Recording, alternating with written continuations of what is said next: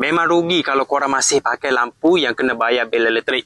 Korang pakai lampu solar ni, tak perlu bayar bil elektrik. Lampu ni jenis automatik, siang dia cas guna cahaya matahari, malam dia akan nyala dengan sendiri. Jadi kalau korang nak tinggal rumah waktu malam pun tak perlu risau tempat gelap. Lampu ni automatik nyala bila waktu malam. Dan jimat sebab tak kena bayar bil elektrik.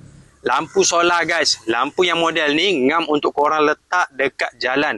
Sebab lampu ni dia ada bagi bracket macam ni, mudah untuk korang gantung dekat tiang lampu. Saya repeat lagi sebiji model ni sebab lampu solar ni saiz besar tapi harga dia murah. Jadi kalau korang nak cari lampu solar yang boleh nyala sepanjang malam dengan terang, nak jimat bil elektrik, korang boleh pakai lampu solar macam ni. Boleh letak dekat jalan utama rumah korang. Lampu pula banyak, penuh bodi lampu, panel solar besar dekat bahagian belakang, panel solar jenis model baru.